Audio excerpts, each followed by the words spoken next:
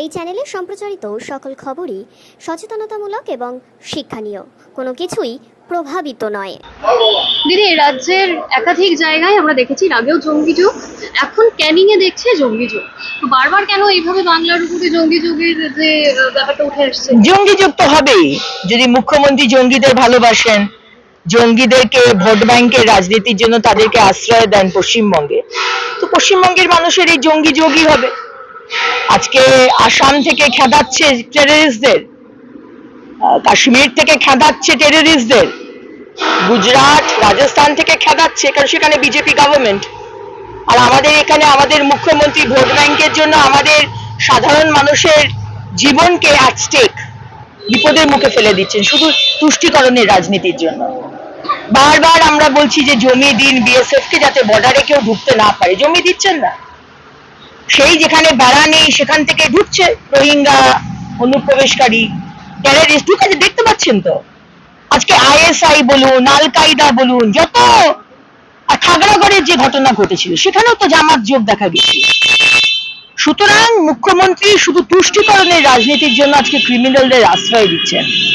তারা আজকে এখানে খাচ্ছে দাচ্ছে, এবং তৃণমূলের জনপ্রতিনিধিদের সাহায্যে তারা আধার কার্ড, ভোটার কার্ড, এই যে যাকে ধরা হয়েছে তার কে পিসির মেয়ে পঞ্চায়েতের মেম্বার, পিসির পুত্রবধূ, সে বানিয়ে দিয়েছে Aadhaar card, voter card, ration card, কোনো পুলিশ ভেরিফিকেশন নেই, যে পাচ্ছে বানিয়ে দিচ্ছে, এখানে বসবাস শুরু করে দিচ্ছে, আর সারা ভারতবর্ষে টেররিজম অ্যাক্টিভিটি করছে। তারা জানে যে এখানে হচ্ছে আশ্রয়, এখানে কোনো কিছু হবে না, এখানে আমাদের জীবন রিস্কে। কালকে বিবিসির একটি ডকুমেন্টারিতে দেখলাম 156 জন বাচ্চা ইদার মারা গেছে, নয় হাত পা চলে গেছে বোম ব্লাস্টে। এটা একটা ডকুমেন্টারি বিবিসি করেছে। তো আজকে এখানে এটাই হচ্ছে, খাগড়াগড়ের মতো হচ্ছে, এগরার মতো বোম ব্লাস্ট হয়ে বলছে পটকার কারখানা, কিন্তু গাছের মধ্যে ডেড বডি ঝুলছে ব্লাস্ট হওয়ার পরে। আর সারা দেশে এই টেররিজম অ্যাক্টিভিটি হচ্ছে, তারা বলছে আমরা বাংলা থেকে এসেছি। মমতা ব্যানার্জি আমাদের জীবন, 140 কোটি ভারতবাসীর জীবন রিস্কের মুখে ফেলে দিচ্ছেন, শুধু আর শুধু নিজের তুষ্টিকরণের রাজনীতি আর নিজের ওই নবান্নের চেয়ারে বসার স্বপ্নে নিয়ে। আরেকটা কথা জিজ্ঞেস করবো, যে আমরা দেখেছি মুর্শিদাবাদের গঙ্গার পাড় থেকে একাধিক আধার কার্ড পাওয়া গিয়েছে, যার কোনো হদিশ নেই। যখন বাংলার সাধারণ মানুষ বিভিন্ন সরকারি অফিসে দপ্তরে দিনের পর দিন যায়, তবুও ডকুমেন্টস পায় না সবকিছু থাকা সত্ত্বেও, তখন এভাবে কিভাবে বেনামি আধার কার্ড চলে আসছে? আপনি যদি মুসলমান হন, আপনি মুসলমান হলে আপনার সবকিছুই আপনার ক্ষমা, তারা এখানে স্পেশাল স্ট্যাটাস পায়। আপনি পার্ক সার্কাসে 4 জন মোটরসাইকেলে চেপে হেলমেট ছাড়াও যেতে পারবে, আর বর্ডার দিয়ে ঢুকে টেররিস্ট বলুন, অ্যান্টি সোশ্যাল এলিমেন্টস বলুন, তারা ভোটার কার্ড, আধার কার্ডও পেয়ে যাবে। কোথায় তারা, কোথায় আমরা? আমরা সব বানের জলে ভেসে এসেছি।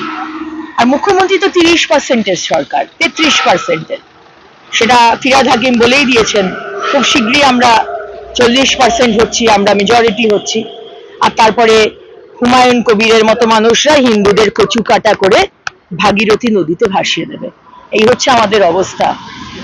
ওঠো জাগো, stop not till you reach your goal, Swami Vivekananda বলেছে। হিন্দুরা একটু চোখ খুলুন। 1000 টাকার লক্ষ্মীর ভান্ডার, 1100 টাকার লক্ষ্মীর ভান্ডার নিন, আর চোখের সামনে আপনার পুত্রবধূ, আপনার কন্যা, আপনার মা, আপনার স্ত্রীকে ধর্ষণ করবে, সেটা দেখতেও প্রস্তুত থাকুন। দেখবেন আপনার সামনে সেটা হবে। আমরা আজ দেখলাম তৃণমূলের তরফ থেকে ধিক্কার মিছিল বার করা হয়েছে হাওড়া রেড রোড, এবং সেখানে অমিত শাহর পদত্যাগও চাওয়া হচ্ছে। যারা ডক্টর বি আর আম্বেদকর নিয়ে এত কথা বলছেন, ডক্টর বি আর আম্বেদকরের দেখানো সংবিধান কতটা তারা ফলো করেন?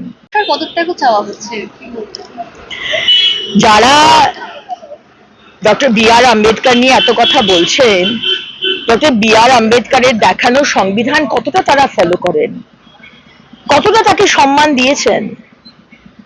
আজকে প্রান্তিক মানুষের জন্য কেন্দ্র সরকার প্রতিটা যে যোজনা, বাড়ি বলুন, শৌচালয় বলুন, গ্যাস বলুন, জল বলুন, কিছুই পাচ্ছে না মানুষ, দেওয়া হচ্ছে না।